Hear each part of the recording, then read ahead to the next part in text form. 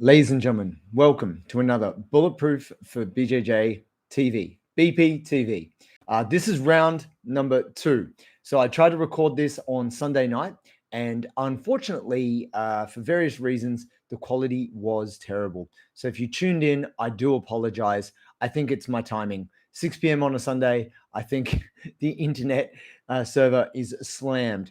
So I'm doing it now at an alternate time when I'm sure we'll be able to record it very cleanly. So thank you for enduring if you did tune in on Sunday. But now I'm going to deliver it to you in the second volume of the Learning Habit for BJJ. Now, the reason why I'm doing this again is I feel this is possibly one of the most important topics which is not discussed, which is how you think about your thinking and relevant to how you learn jiu-jitsu. So when you show up, you just do whatever is done in class. And what we're going to talk about today is a framework that you can use to help you improve your BJJ learning process. And then we're going to discuss it within the context of 5 major things within jiu-jitsu, which are all very different. So first things first, let's talk about it. We're going to talk about the framework for learning. So the first step in establishing a framework is you need to have a deep understanding of the fundamentals.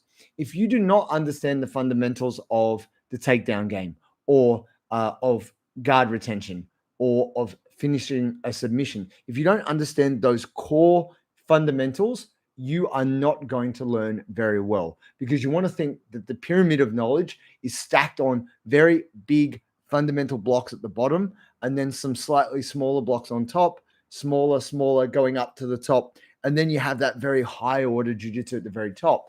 Now, if your structure is missing major chunks, then it will be hard for you to build any higher. You might be able to build higher over here, but then it's going to fall down over there. And your total jiu-jitsu will have a big hole in it. So you need to have a deep understanding of the fundamentals. What are the fundamentals? Now, according to different people, it will be different.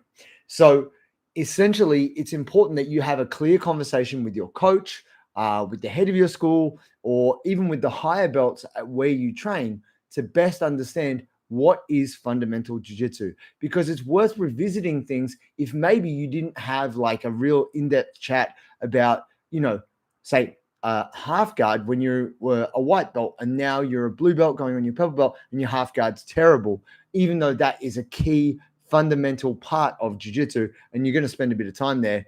You don't want to suck at that position.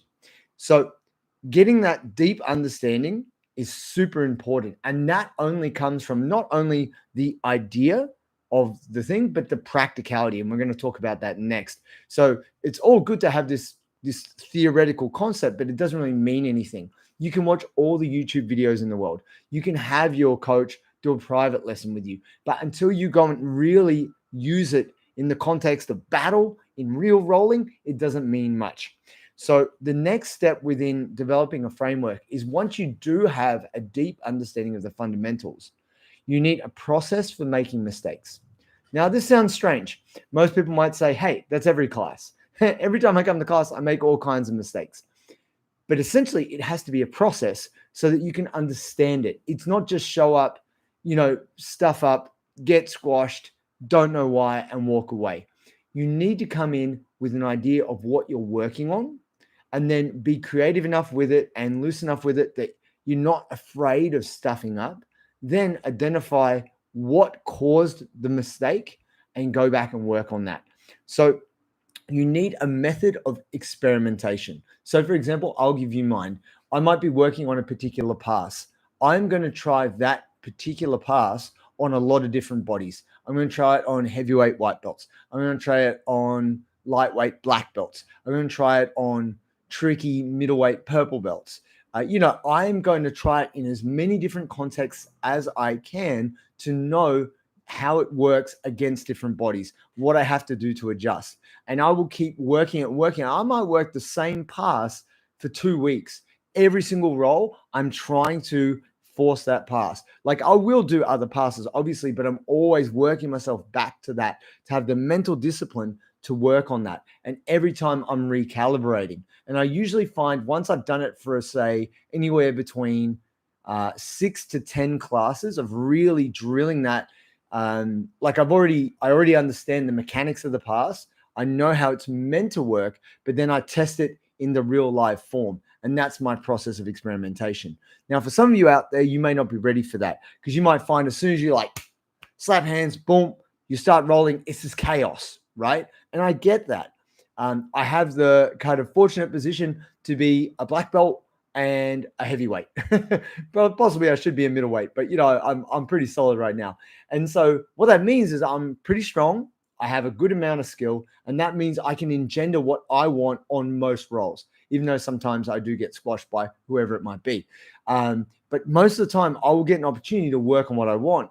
But if you, for example, are a rooster weight white belt and you get squashed by everyone, you may not get that chance. And I understand. So you may need to put time aside to drill. And drilling is a very good process, especially if you have a training partner who gives you really good feedback. That's absolutely key. So this process is different for everybody, but not only do you need a very thorough understanding of the fundamentals of what you're doing, whichever aspect of jiu-jitsu it might be, you need a process for making mistakes and then also fixing them. So it's not good enough for you to make those mistakes. It's going to lead us to our third point within our learning framework, which is raising questions. Why did that go wrong? Why didn't my grip work? I thought I had everything perfect. I don't understand. So here's another thing, which I've talked about before. You either need to film it or your training partner needs to be like good enough that they can give you some assistance to say, hey, you actually need to drop your elbow a bit more, put in a bit more weight. Like that is absolutely key. So what I want to really get the microphone out the way. What I really want to stress here for you guys is that ultimately, if you do not have that feedback mechanism with the like asking questions, it will be hard for you to improve. So whether it's your coach, a higher belt in the gym, or even just a really good training partner who actually understands what you're working on and can actually give you useful feedback, not just like, just go harder. It's not very helpful. It's important to have that feedback mechanism and have someone who can answer your questions. So then the fourth point on this is to understand and follow the flow of ideas, guys. So if you come in with too many preconceived notions, you're going to block information. This is a problem. If you come in like, I know what this is, I've seen it before, yeah, whatever. And don't get me wrong, I'm guilty of this too, but I've seen a lot and I'm obsessive, but I'm always looking for new techniques, right? I'm always looking for a new spin on an old position. If I see something and I go, oh, that's different, I will zoom in on it, I'll double click, and I will study the hell out of that thing because I'm like, right, that's pertinent. Like Tommy Laniker, if you know him from Wolfing Gym, I think. Anyway, he had a really tough final with Tynan Dalpra most recently in the middleweight final of the World Championship. And watching their fight is very informative about the Birimbolo game, pressure passing, and how it's kind of like AOJ versus a very tough inverter. Oh, my guy, Juan. Thanks for tuning in, man. This is a time when we don't usually do it. I appreciate you tuning in, Juan. And what can I say? I had to do this again because this is a very important topic. But thank you for leaving a comment. Appreciate you. So here's the deal. You have to follow the flow of ideas. So part of following the flow of ideas is to see where the principle and the fundamental leads into the finer, smaller details. Let me give you an example. If someone is playing half guard can also lead to reverse De La Riva. Half guard can also lead to an arm drag and back take. Thank you. The quality is definitely better this time around. So thank you very much. Appreciate the feedback. Here's the deal. If you are not keeping your mind open, you're going to miss things because there is a natural flow on of ideas. In the same way, the principles of an arm bar are very similar to the principles of a knee bar, but the controls are slightly different between working on the arm and the leg. But there is a flow on of ideas in terms of applying the technique. So it's important for you to see an idea within its context. This is very key. So if we're looking at this framework of ideas, for you to understand. We need an understanding of the fundamentals. Number two, we need a process for making mistakes and asking questions. Then, off those questions, obviously, we need feedback, but ultimately, we need to observe the flow of ideas and not inject expectation. Because if we do not come with an open mind, we will block ourselves to learning. The thing about having preconceptions or expectations, it's competitive. It's a competing idea. Competitiveness or being competition minded limits creativity. And creativity is at the heart of expression. And what we do is Brazilian Jiu Jitsu is a martial art. So we have to consider ourselves artists and creators. We don't want to always have our A game mindset on. When you're trying to learn anything, you have to be open minded. And this will open you up to the flow of information, the flow of ideas, which is the fourth key piece on a framework for learning anything. Okay, I'm going to move right on. So, actually, little caveat, don't repeat your mistakes. So, yes, you need to make mistakes. But if you keep finding yourself in the same bad situation, it means that you're not really answering the question. The question might be, oh, every time I get my guard pass, I get armbarred. I need to do armbar escapes. This is incorrect. You need to work on your guard retention. Why is your guard getting passed? You actually have to go back 2 or 3 steps to better understand that actually, if you worked on your guard retention, you wouldn't have a problem with getting armbarred. You would maintain your guard, and then you would have opportunities to sweep and submit. Does that make sense? Guys, do not repeat your mistakes. This is one of the biggest things I can say. As opposed to trying to add hundreds of new techniques into your game, it would be really good for you to remove the mistakes and then make new ones. And then once you do that, then ultimately you're going to move forward because you're going to have new questions and new mistakes. And then as you eliminate those mistakes, you are progressing and you are getting better at jiu-jitsu. So guys, let's talk about excuse me, this learning framework in terms of 5 different jiu-jitsu related ideas. Number 1 is takedowns. So I'm going to talk about 2 things here. I'm going to talk about the physical skills and the knowledge of movement. So here's the thing. If you can't move your knee over your toe because your Achilles is really tight, because you've got a knee injury, because you've got hip impingement, you're not going to shoot. You're not going to be able to go in for that blast double. You're not going to be able to shoot in and get a good single leg. You're just not. You have to have the physical skills to be able to do it. So you need to work on your mobility. You need to work on your strength. You need to do your lunges. It's so important that not just looking at wrestling isn't for me. Understand it has its own list of physical requirements in the same way jiu-jitsu does. You need a certain amount of flexibility, a certain amount of conditioning, a certain amount of core strength. If you do not have this, wrestling is going to result in injuries for you. So number 1 is actually breaking it down into its component parts. 1 is the physical ability, like the physical skills, which are trainable, but it's just tough. Now, the second thing is the knowledge of movement. You might be a beast athlete. You might be a really strong CrossFit monster, but if you don't understand how to break someone's balance, you don't understand how to kind of make a feint step, tie up, snap down, expose the leg, arm drag. If you don't understand the action reaction of stand-up grappling, then really it doesn't matter how physically capable you are, you're going to get taken down. So head position, posture, footwork, this is all integral. So you've got to also have the knowledge/skill component to also go with the physicality to be able to be good at wrestling. So if you don't have these 2 things, it's going to be very difficult for you to learn. So you may not have the knowledge, your coach does, but you definitely need the physical skills to be able to do it. So you have to practice the physical skills or the movement skills, I should say, which is you got to have a strong neck. You got to have good core. You got to have good mobile knees, hips, and ankles so you can shoot and move around the mat like a panther. And then also the last bit is you need the time spent or you need exposure to the skill. Here is the question, guys. How much of your jiu-jitsu do you spend actually wrestling or scrambling? In truth, probably not that much. Most gyms don't even start on the feet. Now, that's not a diss. I understand why. Because more injuries happen when you have wrestling and stand-up fighting. It's just the way it is. That's why a lot of the time, if the mat is full, they'll start on the ground so people aren't just smashing into each other, right?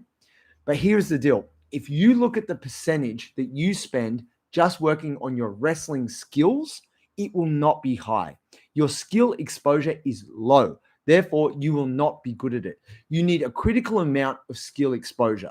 I'm going to say at this point in time, you need to spend at least 3 sessions at least 30 to 45 minutes a week just wrestling. Now, someone who's better at wrestling than me might say, nah, you need hours every single day.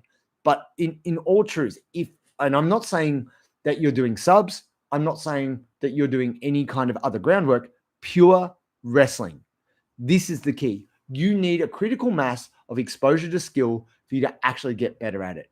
So you need the physical capability, you need the knowledge of the skill, and then you need the application. If you do not have these three things, you're going to suck at wrestling. Just saying. So you apply that to your framework, you master the fundamentals, you have your process for making mistakes, you take your feedback, you ask your questions, and then you witness the flow of ideas, absorb the information, rinse, repeat. That's what we do. Number 2, mastering submissions. Now, here's the thing about submissions. They can appear anywhere, right? And there's plenty of people out there who are hunting for the submission. Does that mean they have good jiu-jitsu? Not necessarily. Now, there's the old adage, position before submission, but really position is a context for a submission. You could be doing any number of different submissions from different positions, right? Now, I'm not trying to get too esoteric here, but stay with me, my friends.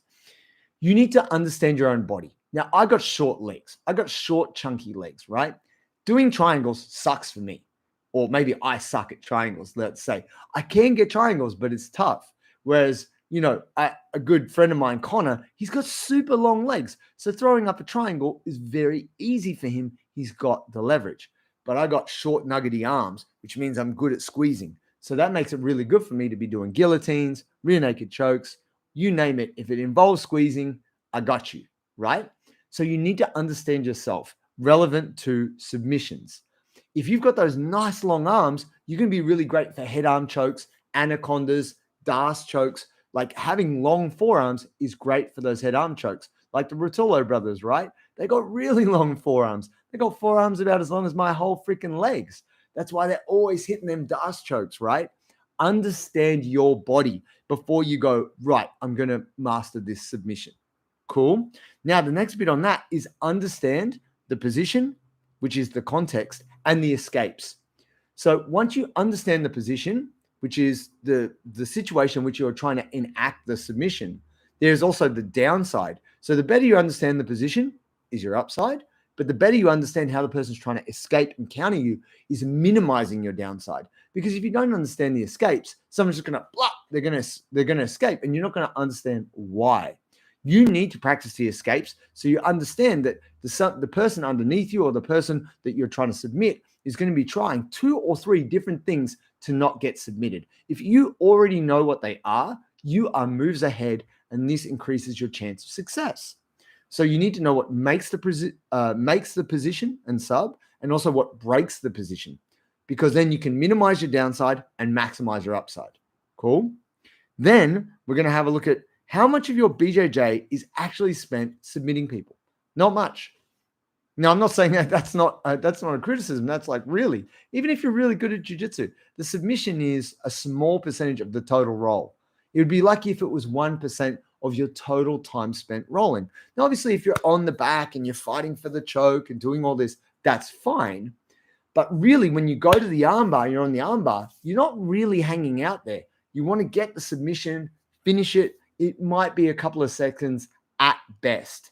So even if you're like on a heel hook or you're on a knee bar, the pressure you exert is momentary. They tap, you let go, that's it. You're not hanging out there.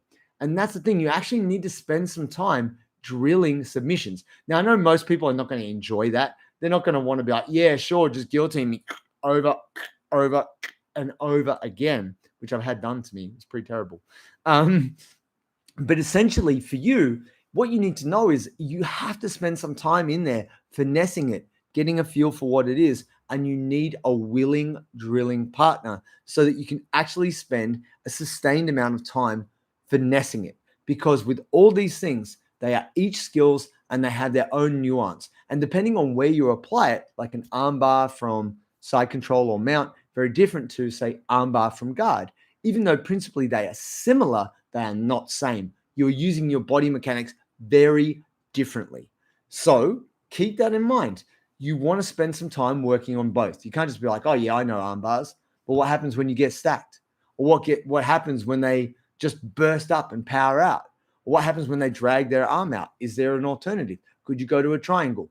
It's important for you to know all these, all these little bits and pieces so that you can be more effective. And not only are you going deep on a move, you're also working around it. So you get a little bit more breadth of understanding. Breadth, width, depth, width. You're not only going deep on a move, you're going wide. You're getting a better view of everything. So if something goes wrong, you can switch to another sub and then you're more effective.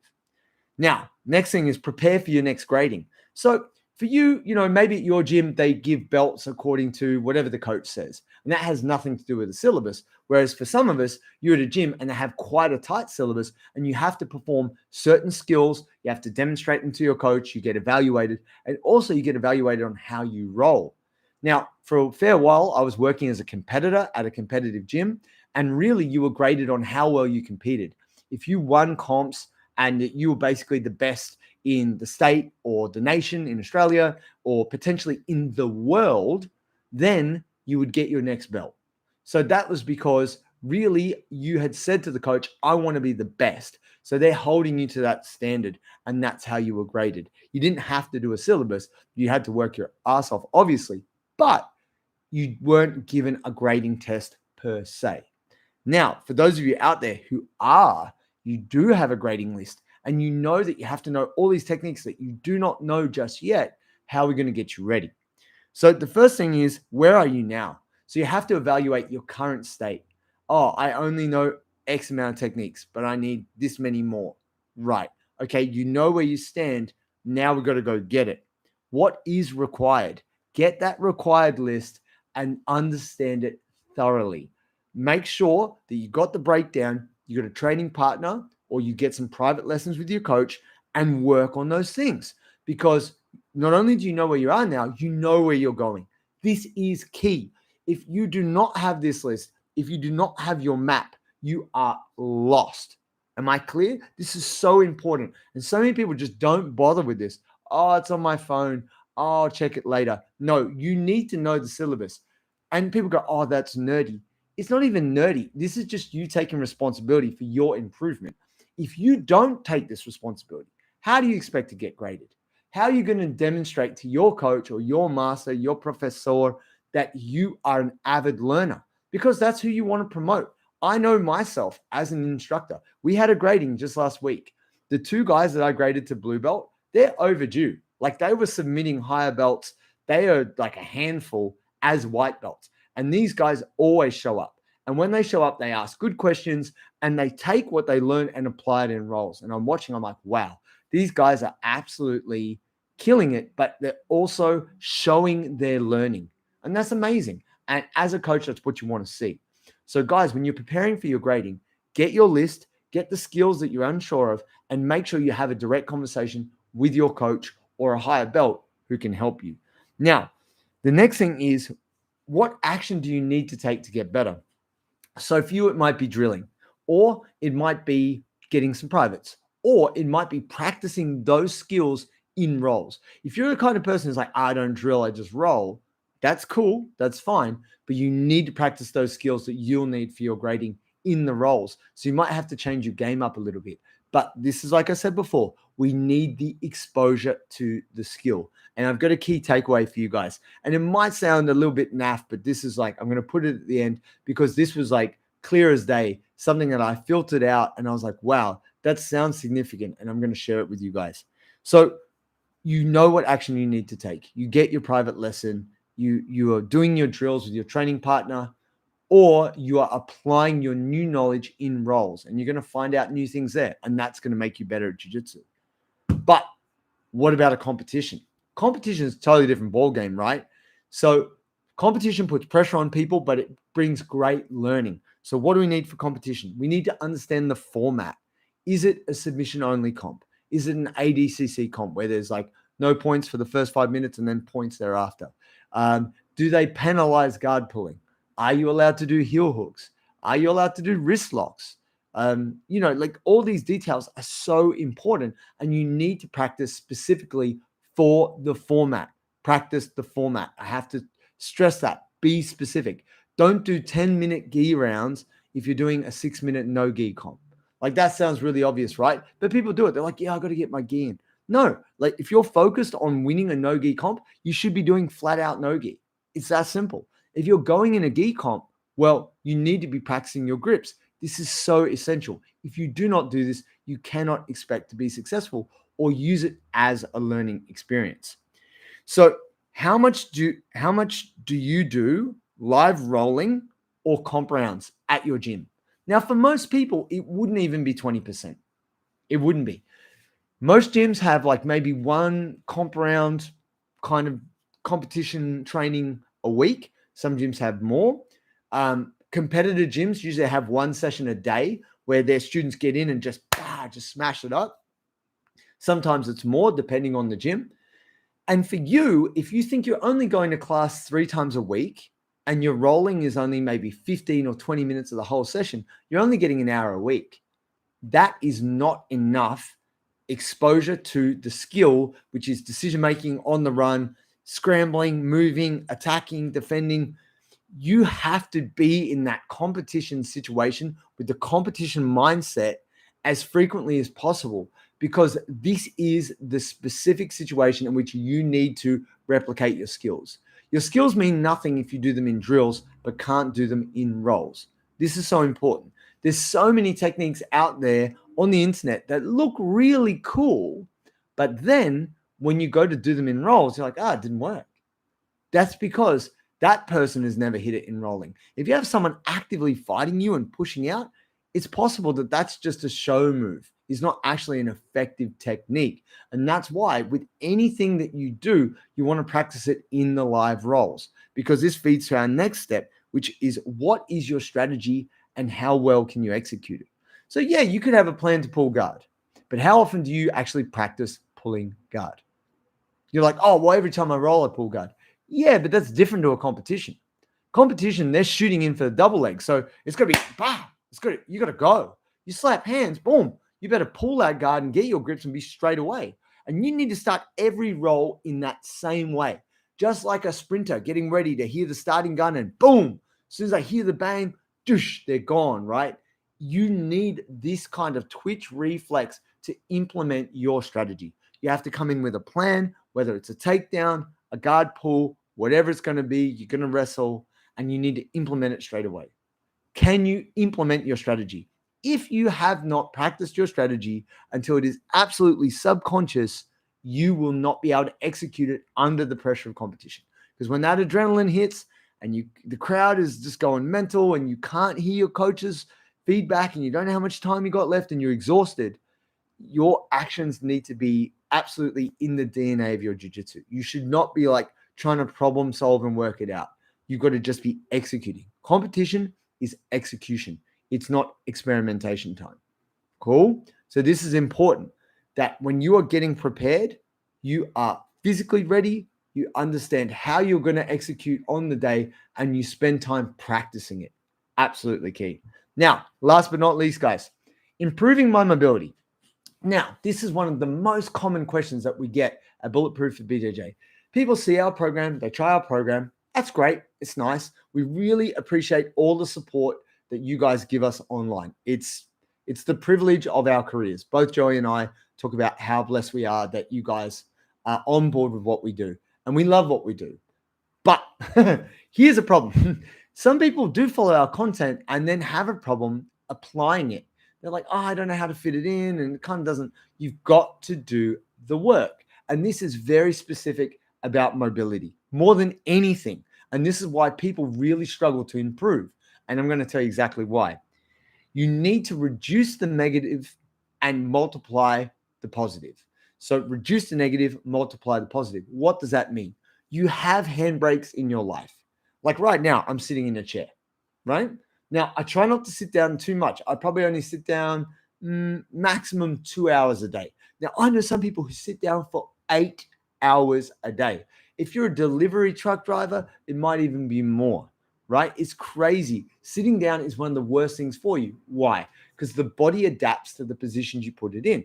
Your body's just trying to get efficient, right? So you're sitting in the chair, it like tightens your hip flexors, pull your shoulders forward, stick your chin out. This is really bad. Do not do this. So what we need to do is we need to straighten up, pull the shoulders back. We need to really work on tucking that chin, because if we don't, we are going to end up with a lot of postural problems and a lot of tightness. So there's a lot of people out there going, yeah, I do mobility once or twice a week. And you're like, okay, but you sit down from anywhere from 4 to 8 hours a day. No amount of mobility is really going to counteract that. We got to remove the negative. So you need to get a stand-up desk, right? You need to actually break up your office day with going and doing some mobility in between. Like just doing dedicated sessions of 30 to 45 minutes, that's good. Like I'm not trying to be overly critical here, but also understand it's not enough. We've got to remove the negative and multiply the positive. So what does that mean? We need sprinklings of mobility throughout the day. Now, I'm pretty shameless. I would just drop down. I'll do a Cossack squat outside a cafe. I don't give a fuck. I am going to just do whatever it takes. I'm going to stretch my shoulders. I'm going to do Cossack squats. I'm going to drop down. I'll even do a front split. I'll put my foot up on a wall. Like, I don't care, because if I need to stretch, I'm going to do it. And you guys shouldn't care either. People are going to judge you for standing there doing nothing, right? Now, look at this idiot and his stupid hair and his stupid beard. I don't care. And why should you care? This idea of caring what people think limits our ability to enjoy our own bodies. So standing still or sitting in a chair is pointless. Feel free to jump down into that nice low squat and stretch out your hips. Start doing your alternating knee drops, stretch your calves out. You need to get it in your life. And this is going to feed into my very last point before we leave today, guys. So what is your current routine? Do you have a mobility routine? Are you doing your mobility before class? Are you warming down and stretching after class? Question. Hopefully you are. Maybe you even bought our mobility posters. But are you doing it? What is the routine? Is it twice a week, 3 times a week, every single day? You need to have a routine. If it's not part of your lifestyle, then you're not going to improve. It's that simple. So you got to make it fit. Where does it fit in? A little bit in the morning, bit before bed, a little bit at lunchtime, scatter it throughout the day. This is absolutely essential for you to improve. Don't rely on one big session. You don't need a hour and a half yoga class to improve your flexibility. You don't need to do one huge workout 2 or 3 times a week. I'm going to say it's a lot better for you to do a little, a lot, than to do a lot, a little. Does that make sense? I need you to break it up into bite-sized chunks. If you're just doing 15 minutes a day, every single day, that is better than doing like 2 1-hour blocks. 100%. A little bit every day is going to help maintain you and keep you healthy. Now, if you're really trying to improve, I'd encourage you to do, say, like 2 15-minute sessions, like 1 in the morning, 1 at lunch, or 1 at lunch, 1 at night before bed. This is going to go a long way to helping you improve. Yeah, my guy, Mr. Martinez, I hear you, man. Now, 2 times a week, it's okay, but you got to try and get it in throughout the day, whenever it is. So however you can make it fit, because this is an important detail. Mobility is a skill. And this is the thing that, like, throughout this whole thing, yes, have a framework. Fantastic. But not only do you need the framework, we need the application to the thinking. Taking these, way of thinking to what you're doing in a practical way is so important.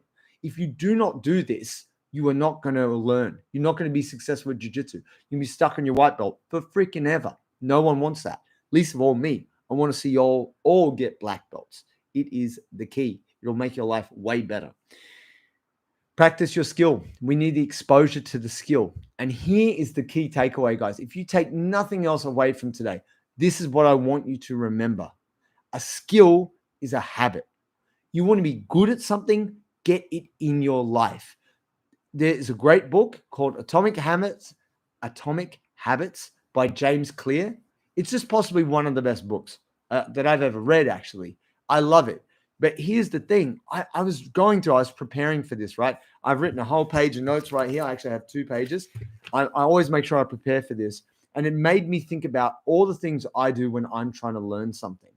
And I basically just get obsessed. I get so obsessed. I'm always doing it like all the time. When I'm not doing it, I'm thinking about it. Like the best way I feel for you to learn anything is to become totally obsessed with it. And then at a critical point, I stop being obsessed and I just kind of let it go. And then I find a new obsession. And that's how I find I get that like 1,000% absorption. But you must make the skill you're trying to learn a habit. It must be in your life in a way that brushing your teeth, feeding yourself, having a shower is in your life. You do it at least once a day. Sometimes you do it twice a day. And then on really sweaty days, you do it 3 times a day. Do you know what I mean? It is so key that it is in your daily activity. It's not even like you have to think about doing it. You just do it as part of process. And before you know it, you are a master of that thing. And it is absorbed into the DNA of your skill. So whether that's takedowns, particular submissions, mastering the mount, improving your flexibility, getting stronger, controlling your psychology, working on your breath work and also like meditating, these are all skills that must be learned. We need a framework for learning, but then we also need that process for application.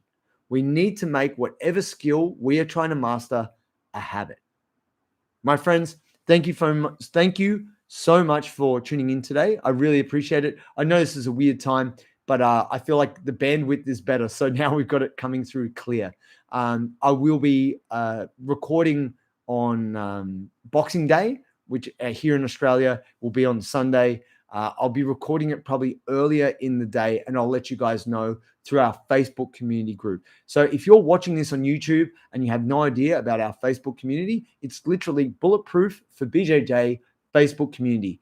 It's open to pretty much anyone. As long as you're not a jerk, you're welcome. All right, my friends, thank you so much for being here with me. And if you like this and you rate it, please share it with a friend. And between now and when I see you next, Merry Christmas if you celebrate it, or Happy Holidays. Much love. We appreciate all the love and all the support this year. It means the world to me and Joey. And also, guys, stay bulletproof.